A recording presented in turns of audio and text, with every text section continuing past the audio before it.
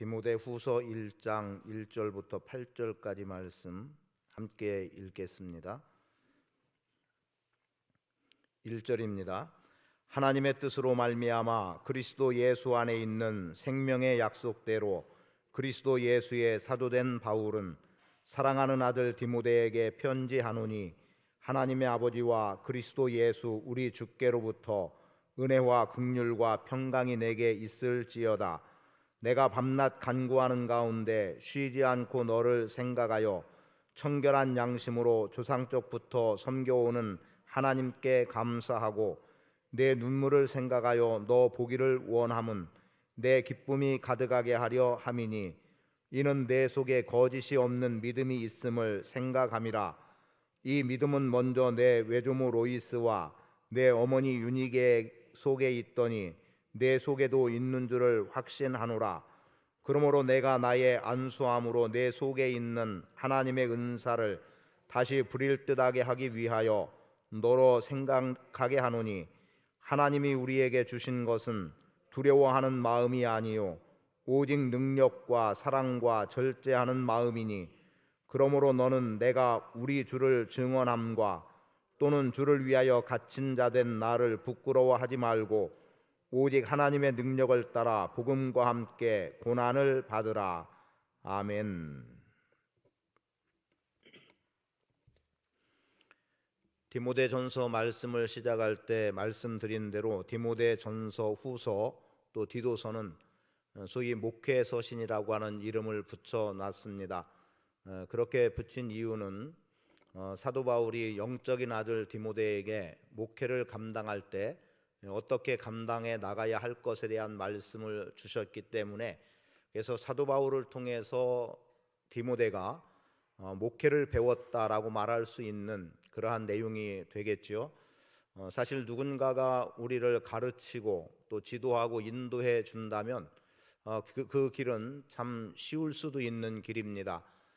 도무지 어떻게 가야 할지 어떻게 해야 할지 모르는 상황에서 어떻게 할 것에 대해서 알려주고 또 방향을 제시해주고 그렇게 가는 것이 옳고 그름이라고 하는 분별을 할 수 있도록 누군가가 지도해 준다면, 그럴 만한 사람이 나에게 있다고 하면 참 좋을 것 같습니다. 소위 멘토라고 표현을 하기도 합니다만, 과연 내 삶 속에 내가 멘토로 삼을 만한 사람이 있을까?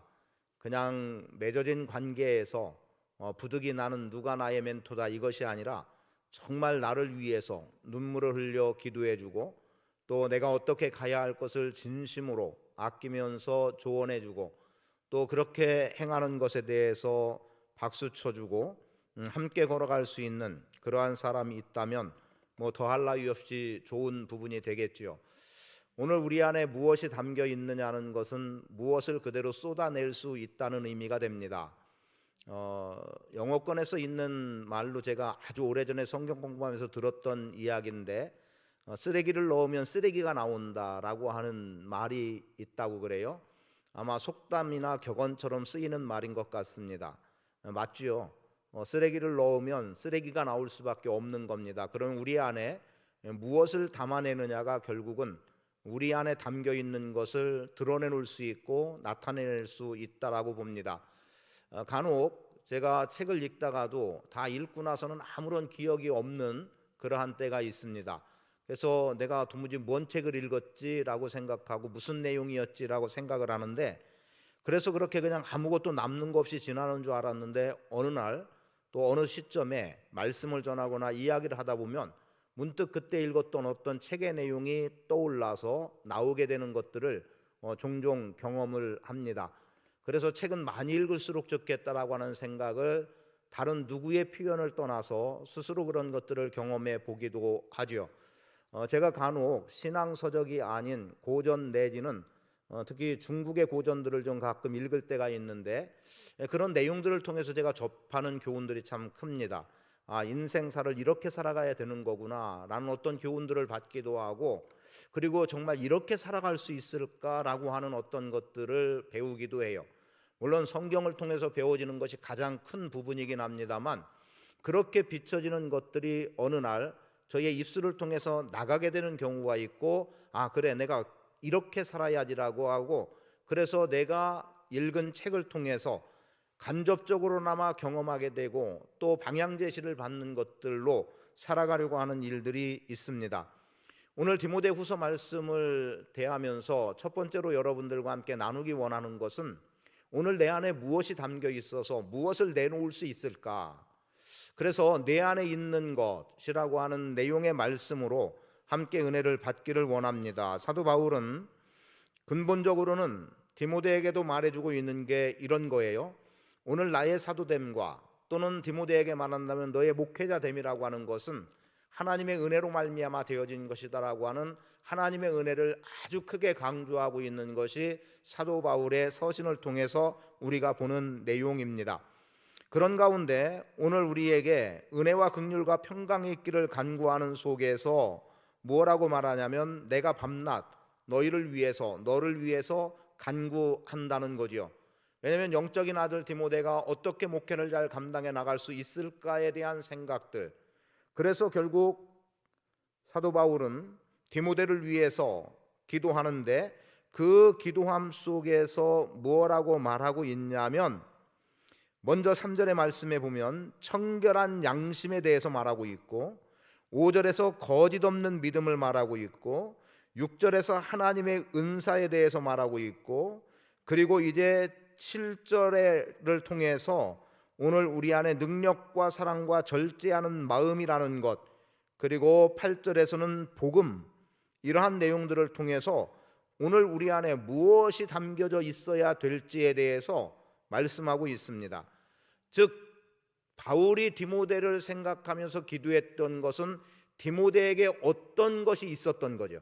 어떤 것이 그 안에 담겨 있음, 이것을 가지고 사도 바울이 기도하고 있다는 거예요. 오늘 우리가 하나님의 이름으로 기도할 때도, 하나님의 이름을 부르며 기도할 때도 하나님의 이름의 성품의 어떠함이 근거가 돼서 기도하는 내용들, 또 하나님은 어떤 분이시기 때문에 그에 합당하게 우리가 어떤 기도를 해나가는 일들이 있거든요. 그러니까 전혀 모르면 기도할 수 없는 거예요.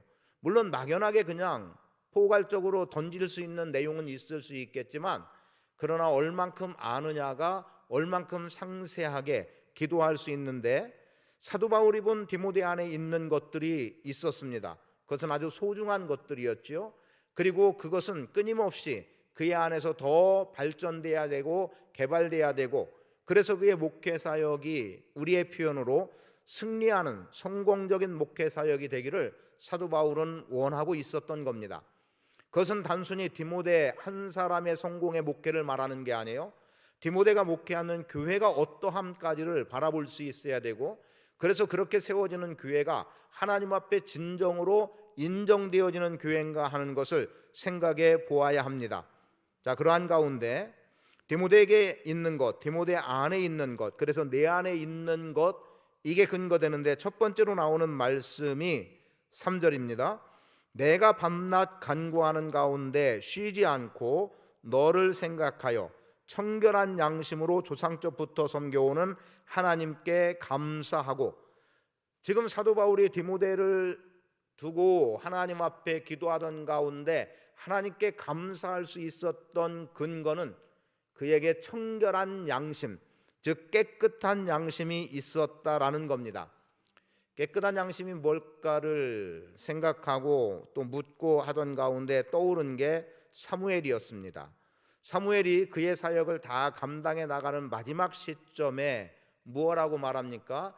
나는 기도하기를 쉬는 죄를 범하지 않았다라고 하는 말과 더불어서 그가 말한 것은 내가 너희를 굽게 판결한 적이 있더냐, 내가 너희에게 뇌물을 받은 적이 있더냐, 뭐 이런 정도의 표현들을 해나가요. 그러면 아마도 청결한 양심, 깨끗한 마음이라고 하는 것에서 우리가 아주 기본적으로 생각할 수 있는 것은 소위 지도자라고 하는 것과 그 리더와 따르는 사람과의 관계를 본다면, 아니면 누군가 높은 자리요 또 낮은 자리에 있는 사람과의 관계를 본다면, 사실은 가장 아름답다고 할거나 이상적이라고 말할 수 있는 것은 더 영향력이 있는 사람이 그렇지 못한 사람을 어떻게 돌보고 또는 도와주고 관심을 갖는 것이 참 좋은 현상인 것 당연한데, 그런데 사실은 그렇지 않죠. 우리의 사회의 현상들을 보면 어떻습니까? 아랫사람이 윗사람을 섬긴다. 그러나 이것이 그냥 단순히 존경하고 존중하는 정도를 뛰어넘어서 때로는 뇌물을 바쳐야 되고 아부해야 되고 뭐 이런저런 모습들이 있어요. 그러면 지도자라고 하는 자리, 리더라고 하는 자리에 있는 사람이 깨끗한 양심, 청결한 양심을 갖지 않으면 얼마든지 누군가에게 뇌물을 받고 또는 무언가 요구를 하기도 하면서까지 구분 판결 내지는 누군가에게는 악한 행위임에도 불구하고 눈을 감아주거나 또 그런 사람을 통해서 이득을 취하고 누군가 선을 향한 가운데 해를 당하고 있음에도 불구하고 오히려 거기에다가 돌을 더 얹어주는 것 같은 이러한 삶을 살아가기가 쉽다는 거죠. 그리고 또 앞에 있다고 하는 사람들은 쉽게 누군가를 판단하려고 합니다. 과연 이런 것들이 깨끗한 양심을 통해서 나오는 것일까라고 한다면 그렇지 않은 거예요. 그래서 내가 깨끗한 양심은 사무엘을 들어서 간단하게나마 그가 뇌물을 받거나 누군가의 것을 욕심을 내거나 착취하거나 뭐 이러지 않았던 어떤 모습들 속에서 청결한 양심을 찾아보는 겁니다. 그런데 그러한 청결한 양심 속에서 나오는 게 있었습니다. 그게 뭐냐면 눈물이었습니다.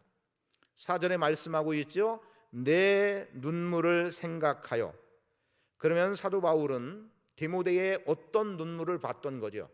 아마도 그 눈물 가운데 하나는 디모데와 사도 바울이 헤어져야 되는 속에서 나온 눈물이기도 했겠지만 오늘 우리가 신앙이라고 하는 위치에서 눈물을 생각하면 자, 여러분 신앙적인 부분 하나님과의 관계 속에서 여러분이 흘린 눈물은 무엇이며 또 흘리게 되는 눈물은 무엇이었습니까? 어떤 때 여러분들이 눈물을 흘렸나요? 말 그대로 예수 그리스도를 믿음으로 말미암아 구원받았다라고 하는 구원의 기쁨과 감격 속에서 흘린 눈물이 아마도 주님과 우리와의 관계 속에서 첫 번째로 혹은 1차적으로 흘린 눈물 가운데 하나였으리라고 보고요. 또 하나는 어떤 눈물이 여러분에게 있었습니까? 묻는 게 뭐 잘못된 건가요? 자, 어떤 눈물이 있었죠? 여러분 안에 통회하는 눈물은 없었습니까? 아마도 회개의 눈물은 우리 믿음이라고 하는 믿음을 갖고 산다는 우리에게 누군가에게든 다 한 번쯤은 회개의 눈물을 흘렸을 겁니다.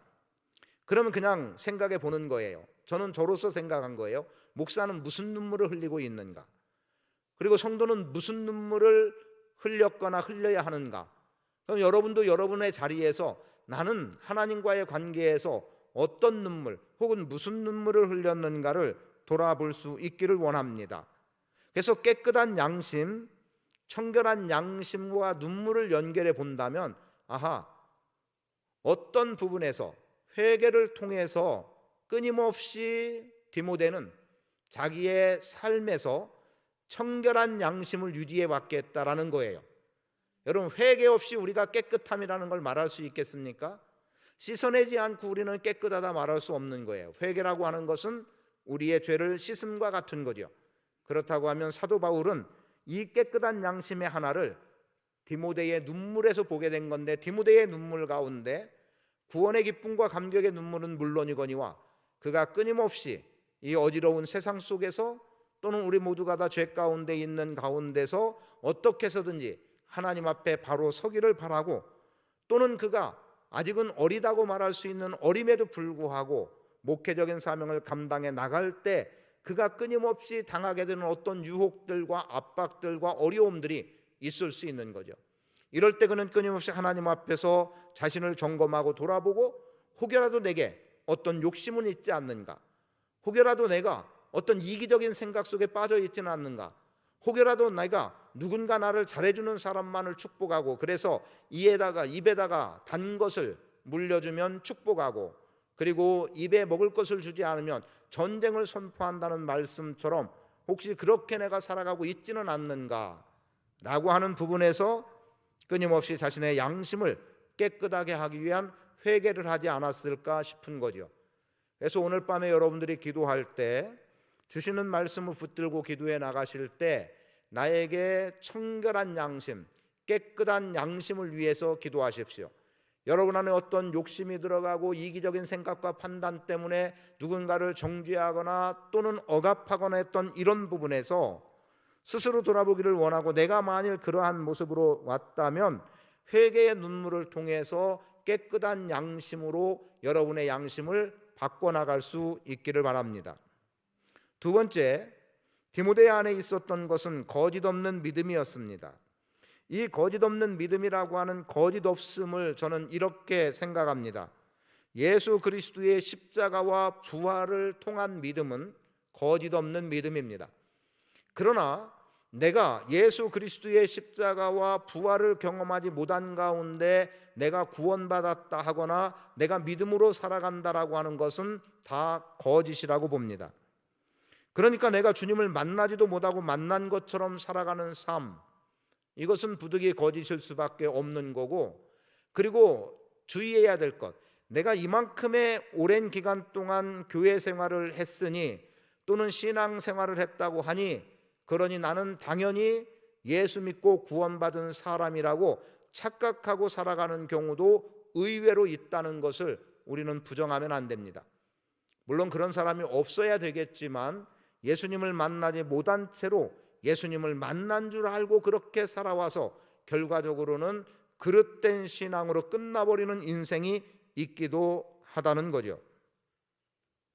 재미난 노래 가사가 있더라고요. 네가 왜 거기서 나와? 뭐 이런 노래 있는데 아마 노래 가사를 보니까 그런 것 같아요. 아마 연인 관계죠. 그런데 아프다고 해서 그래서 그날은 뭐 제가 그냥 구성해 보는 거예요.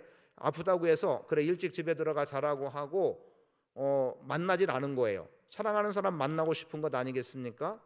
그런데 길을 가다 보니까 이 자기 애인이 뭐예요 술집이라고 하니까 어디서 나오는 거예요.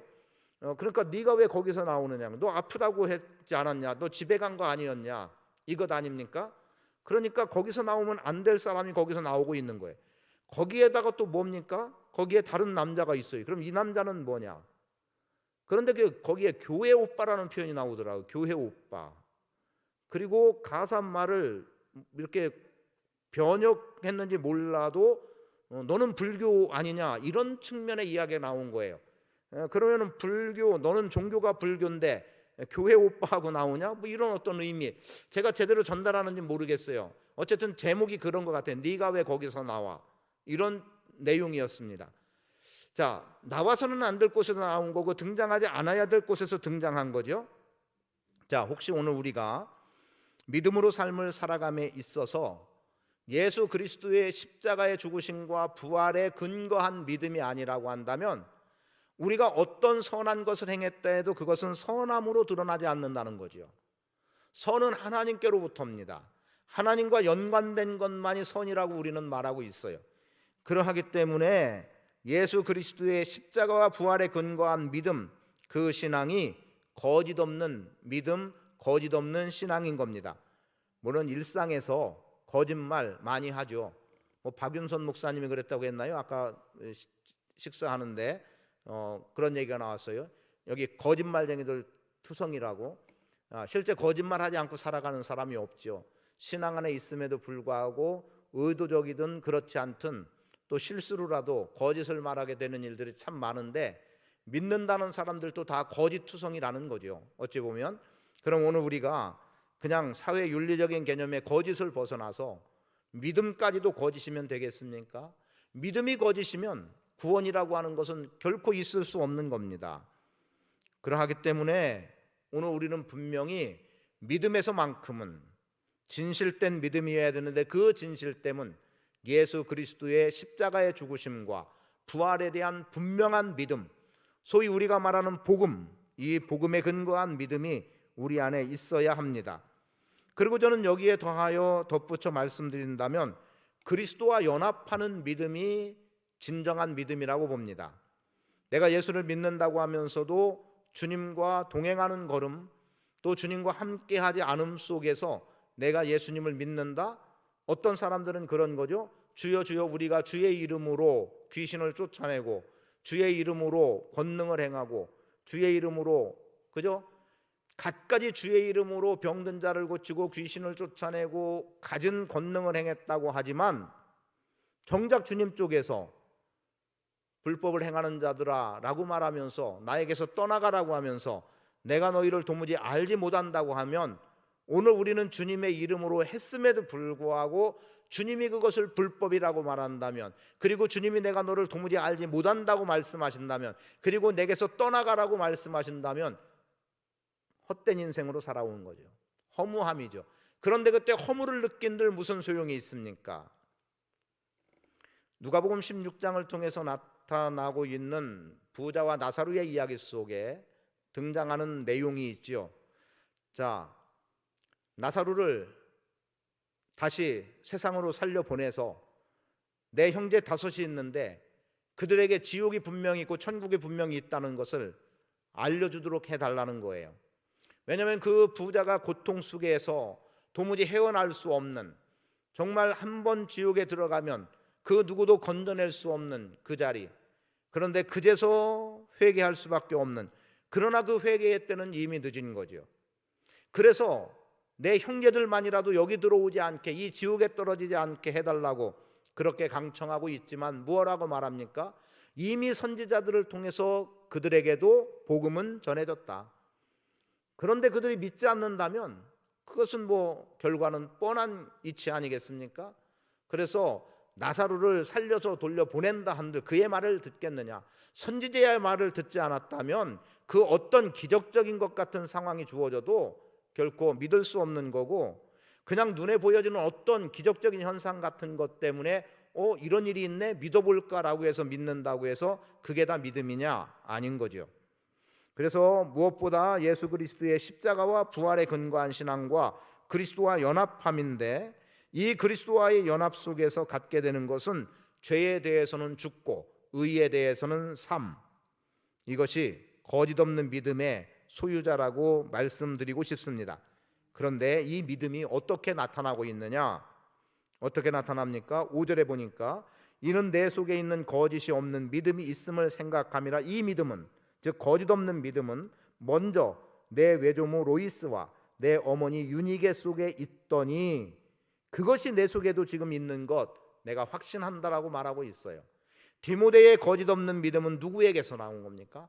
그의 어머니와 그의 외조모를 통해서, 달리 말하면 이렇게 그냥 이해하면 좋을 것 같다는 생각을 해요. 가정에서 신앙교육이 참 잘 이루어졌구나, 신앙훈련이 잘 이루어졌구나.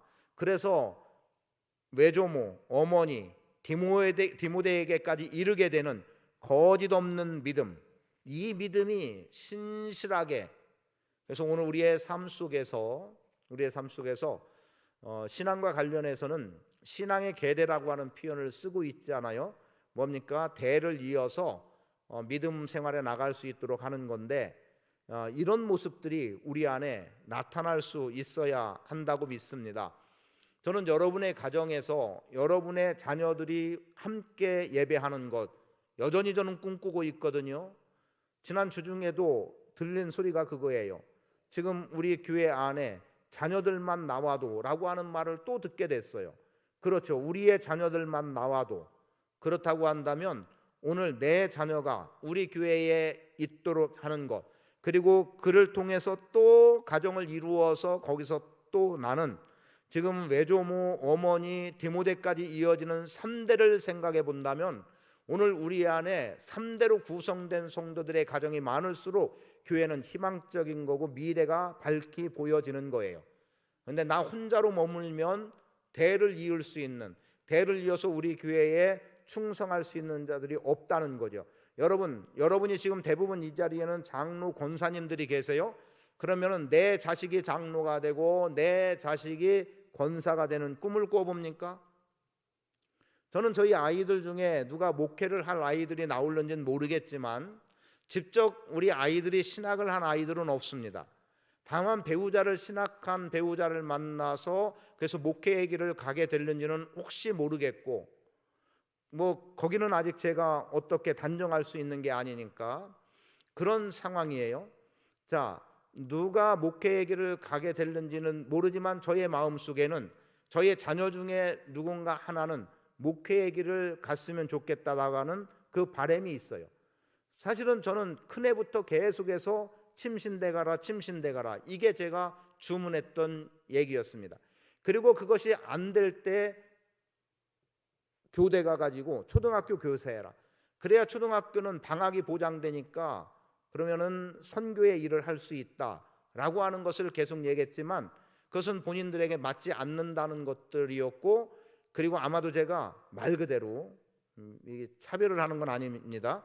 아들이었다면 제가 좀 강제로라도 신학교에 가게 했을지도 몰라요. 사실은 그런 측면이 맥락이 둘째, 셋째에게도 연결이 돼서 그냥 기본적으로 침신대는 가야 되는 것처럼 아예 밀어버렸던 그러한 상황이기도 했습니다. 자, 대를 이어서 이 내용이 어디에 나오냐면 3장 15절에도 이렇게 표현되고 있어요. 또 어려서부터 성경을 알았나니 성경은 능히 너로 하여금 그리스도 예수 안에 있는 믿음으로 말미암아 구원에 이르는 지혜가 있게 하느니라. 14절에 보면 너는 배우고 확신한 일에 거하라는 거예요. 자, 너는 내가 누구에게 배운 것을 알며, 누구에게서 배웠습니까? 외할머니, 어머니에게 배운 거예요. 로이스 유니게로 이름 붙여진 외할머니와 어머니에게 디모데가 뭘 배웠습니까? 성경을 배운 거예요. 그 성경을 배웠고 성경을 배움으로 확신한 일에 네가 거하라고 말하고 있고요. 그리고 그 성경은 그러하여금 구원에 이르는 지혜가 있게 한다라고 말씀하고 있는 것처럼 거짓 없는 믿음은 구원에 이르는 믿음임을 분명하게 말해주고 있습니다. 이 믿음이 누구에게 있다? 디모데에게 있다는 겁니다. 여러분의 믿음이, 거짓 없는 여러분의 믿음이 여러분의 자녀에게 있는지 점검하세요. 확인하세요. 그리고 자녀들이 그러한 믿음에 설 수 있도록 힘써야 합니다. 내 손자 손녀들이 이런 믿음 안에 있는지를 돌아보세요. 최근에 세종에 있는 한 교회의 이야기를 들었는데 무슨 얘기냐면 거기는 아동부 아이들이 뭐 악기도 하고 새벽 기도 때 나와서 찬양하는데 악기를 다루고 뭐 이런다고 그래요. 그리고 그 아이들이 그 교회는 좀 뭐 제가 정확하게 어떤 성향인지는 모르겠습니다만 침례교회입니다. 그 아이들이 어느 날 설교를 하게 될 것 같다라는 이야기를 했어요. 아동부 아이들이 설교를 한다. 근데 그게요, 어른들이 그걸 인정하고 있는 거예요. 그냥 애들이 뭐 지들 잘났다고 해서가 아니라, 그리고 목사가 그냥 애들을 세워서가 아니라 어른들이 볼 때 이 아이들의 믿음 생활을 인정하고 있는 거예요. 그러니 그 아이들이 설교를 해도 된다는 이런 분위기가 잡혀 있다는 겁니다. 그 소리에 놀랐어요. 그런데 사실은 중국 선교를 하다 보니까 느끼는 것 가운데 하나가 그런 거예요. 거기는요, 나이에 상관없습니다. 하나님의 말씀을 듣고, 그래서 제가 신학을 했다고 하는 아이들의 나이가 보통 12살에서 20살 범주의 아이들이었어요. 신학을 했다고 해서 가서 봤는데 근데 말 그대로 어린애들인 거예요. 그래서 어떻게 신학을 했나 봤더니 그 애들의 대개 부모들이 전도사인 거예요. 그래서 일반 학교를 보내지 않고 그냥 어려서 처음부터 신학교를 보낸 거예요. 그리고 아무런 거 없이 성경 하나 들고 설교를 작성하고 있더라니까요. 한 페이지 정도의 분량. 그래서 왜 이걸 계속 하느냐 했더니 자기들은 성경 없이 설교를 해야 되는 상황에 맞닥뜨리게 되는 일들이 복음을 전하는 데 많다는 거죠. 그 신학을 했다는 그 청년들 혹은 청소년들을 가르쳐서 선교사로 내보내는데 제가 강의를 하고 왔었어요. 이해되실까요, 여러분? 그냥 어린 나이에, 초등학교 다니는 나이에 이미 신학을 졸업하고, 그리고 그 아이들한테 부족하지만 선교사로 나가도록 가르치고, 그리고 선교 후원을 하고, 그런 일을 한 20년 전에 했습니다. 지금도 계속 해오지만 지금은 이제 중국 상황이 안 돼서 못하고 있죠. 그런데 그들에겐 철저해요. 나이 중요하지 않습니다. 하나님의 말씀을 붙잡고 있는 사람의 권위를 얼마나 인정하는지요. 나이가 아무리 많아도 그 앞에 복종합니다. 20대 지도자 밑에 3만 4만의 교회, 가정교회, 지하교회 20-30명 모이는 교회들이 그렇게 많이 뿌리를 내리고 있어서 그 영적 권위가 굉장히 대단한 것을 알게 됐어요. 가능한 일일까요? 우리 한국 사회에서는 결코 있을 수 없는 일이죠.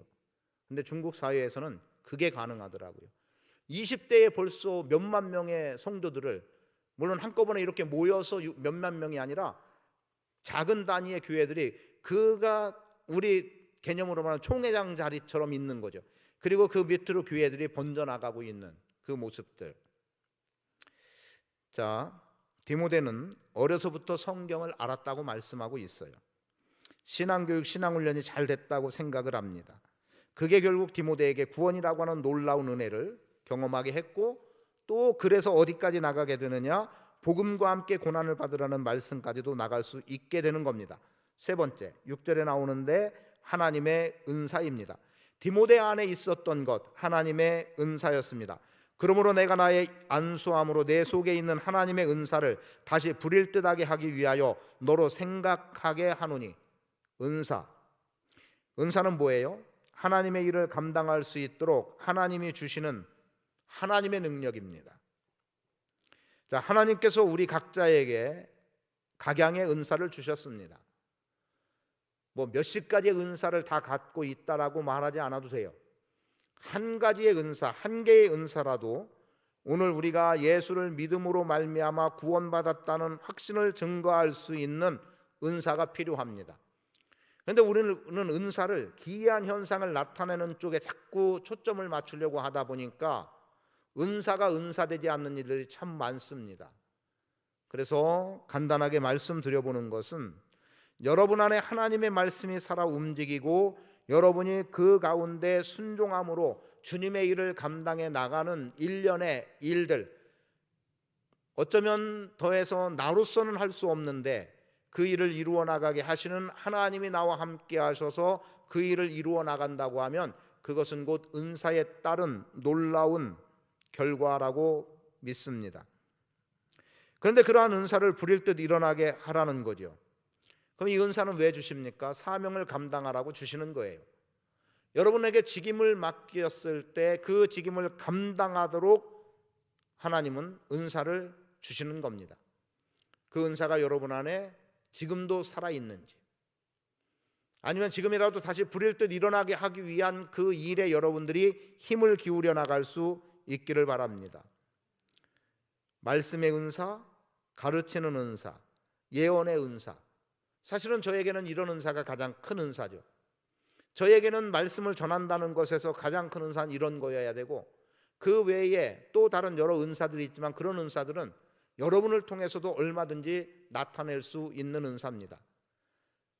한 예를 들면, 제가 치유의 은사가 없어도, 신유의 은사가 없어도 여러분 안에 신유의 은사가 있으면 그 신유의 은사를 통해서 교회를 세워나가고, 저는 가르치는 은사, 예언의 은사를 통해서 말씀을 잘 선포하고 이끌어가고, 그렇게 해서 서로 동역이 일어나고 그것이 질서 있게 움직여진다면 교회는 부흥하게 돼 있습니다.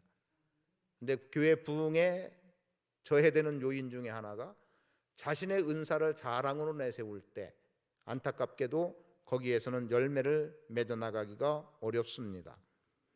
그런데 이러한 은사는 어떤 결과를 주느냐?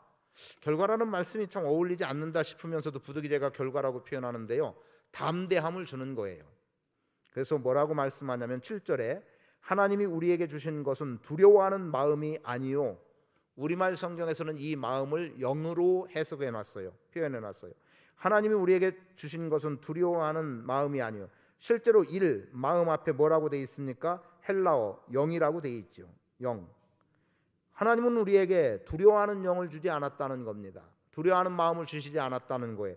대신에 어떤 말씀을 주십니까? 능력과 사랑과 절제의 영을 주었다, 절제하는 마음을 주셨다라고 말하고 있어요. 이것은 은사에 따른 겁니다. 여러분, 하나님의 은사가 여러분 안에 임할 때 우리는 그 세상의 어떤 것도, 또는 나의 연약함과 부족한 것 두려워할 일 없는 겁니다. 하나님은 나에게 능력과 사랑과 절제의 영을 허락해 주시기 때문입니다. 사람을 두려워할 일도 없고 환경을 두려워할 일도 없고, 그래서 내가 아무런 힘도 없다, 또는 가난하다, 건강이 약하다, 이런 것들이 오늘 우리로 두려워하게 할 이유가 없다는 거죠. 하나님은 우리에게 분명히 말씀하세요. 두려워하는 마음을 주지 않았다는 겁니다. 여러분, 두려워하지 마시고 담대히 행하십시오. 하나님의 은사는 우리로 하여금 담력으로 주의 일을 감당하게 합니다. 능력과 사랑과 절제하는 마음, 이것이 디모데에게 있었음 같이 오늘 여러분 안에도 동일하게 이러한 마음, 이 영, 하나님의 은사는 주어져 있고 여러분 안에도 있습니다. 그리고 끝으로 저는 복음과 함께 받는 고난도 디모데에게 있음을 말씀드립니다. 아니, 고난이 뭐 좋다고 내 속에 고난이 있다라고 말하겠냐 싶지만 그 말은 복음이 있다는 의미입니다. 복음이 있는 곳에는 고난이 따르게 돼 있어요. 그래서 디모데 안에 고난이 있다는 것은 그 안에 복음이 살아있다는 것으로 말씀을 드리겠습니다. 여러분이 예수 믿는다는 것 때문에 고난을 받는다면 여러분 안에 복음이 있다는 겁니다. 사명을 받은 자는 고난이 따를 수밖에 없고 복음을 받아 복음의 사명자가 되면 부득이 고난은 올 수밖에 없는 거죠. 지금 사도 바울은 갇혀 있다고 말합니다. 지금 갇혀 있는, 감옥에 있는 가운데 그런 표현을 한 거예요. 그는 무엇 때문에 갇혔습니까? 주를 증언함과 또는 주를 위하여 갇힌 자 된 나, 내가 그것 때문에 갇혔기 때문에 부끄러워하지 마라. 그죠? 어떤 사람들은 감옥에 있으면서도 막 당당하고 오히려 감옥에 갇힌 것을 영광스럽게 자랑스럽게 여기는 사람들도 있지 않습니까? 왜요? 그만큼 정당하게 의를 위해서 투쟁하다 갇혔다고 보기 때문에 그런 거겠죠. 그럼 고난 때문에 갇혔다면 부끄러워할 일이 없는 거죠. 아니, 저 사람 감옥에 갔대. 근데 그게 아무런 흠이 될 일이 없다는 거죠. 복음과 함께하는 고난 여러분 안에 있게 되기를 원합니다. 말씀대로 살고 믿음으로 산다면 고난은 부득이 따를 수밖에 없는 거고요. 그리고 그 고난은 하나님의 능력으로 감당할 수 있는 겁니다. 그래서 오늘 우리 안에 있는 고난은 오히려 영광이라고 말씀되는 거죠. 오늘 여러분에게 여러분 안에 동일하게 디모데 안에 있는 것 여러분에게도 있기를 축복하는데 청결한 양심, 깨끗한 마음 여러분에 있기를 축복합니다. 거짓 없는 믿음이 여러분 안에 있기를 축복합니다. 하나님의 은사가 여러분 안에 불일 듯 일어나기를 축복합니다. 그리고 능력과 사랑과 절제로 표현된 그 영이 은사라는 부분에서 여러분에게 함께하기 원하고 복음으로 함께 고난받는 복음이 여러분 안에 있어서 그 복음이 살아 움직이는 복 있는 성도의 삶을 사시기를 축복합니다.